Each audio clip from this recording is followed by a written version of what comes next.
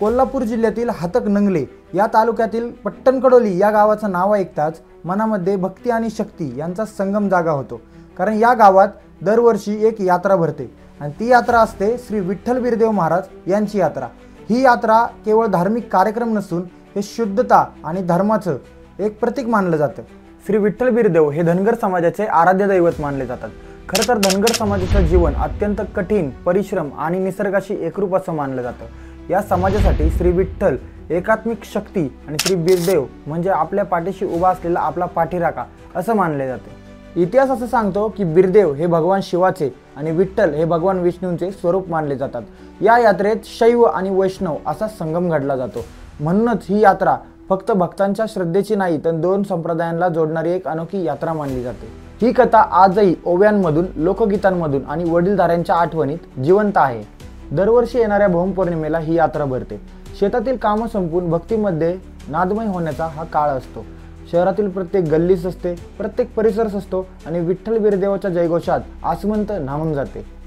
या यात्रेला महाराष्ट्रासोबतच कर्नाटक, गोवा, आंध्र प्रदेश आणि तेलंगणा या राज्यातूनही लाखो भाविक मोठ्या संख्येने सहभागी होतात। एका प्राचीन आख्यायिकेनुसार देवांना पृथ्वीवर आपली यात्रा घडवायची होती। मग देवांनी घेतला एका खऱ्या भक्ताचा शोध। तो भक्त त्यांना सापडला फुलजंती गावातील सिद्ध पुरुष महालिंगराया। देवांनी पहिली यात्रा त्यांच्या हातून घडवून आणली। त्यानंतर पट्टणकडोलीची ही यात्रा पुढे परंपरा बनली गेली। या यात्रेचं सर्वात गूढ वैशिष्ट्य म्हणजे भाकणूक। फरांडे बाबा पुढील वर्षासाठी भविष्यवाणी करतात। शेती, पीक, राजकीय घडामोडी या संदर्भात तिथे भाष्य केले जाते। यामुळे हजारो लोक या भाकणुकीला दैवी संदेश मानतात। या यात्रेचं हृदय आणि हृदयाचा ठोका चुकवणारा क्षण म्हणजे हेडा नृत्य। यावेळी भंडाऱ्याची उधळण होते, ढोल ताशांचा गजर होतो।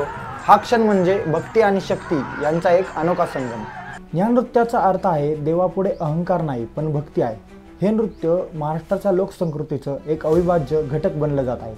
विठ्ठल बिरदेवाच्या नावानं चांगलं असं म्हणत लाखो भाविक भंडाऱ्याची उधळण करतात। हा केवळ भंडारा नसून आरोग्य आणि संपत्तीचं एक प्रतीक मानलं जातं। धनगर समाजाची परंपरा असलेली ही यात्रा आज अनेक समाजांना जोडणारी एक अनोखी शक्ती बनली आहे। ही यात्रा आपल्याला शिकवते भक्ती म्हणजे विभाजन नाही तर एकत्रित माणसांना आणणारी एक अनोखी शक्ती। शतकानुशतकं महाराष्ट्राच्या पुण्यभूमीवर ही यात्रा घडत आली, घडत राहील। देवाचा आशीर्वाद असाच अबाधित राहील। तर मित्रांनो, कसा वाटला तुम्हाला या यात्रेचा इतिहास? आणि तुम्हाला या यात्रेबद्दल आणखीन काही माहिती असेल तर नक्कीच कमेंटमध्ये कळवा आणि आपल्या व्हिडिओला लाईक करा आणि चॅनेलला सबस्क्राईब करायला विसरू नका। धन्यवाद।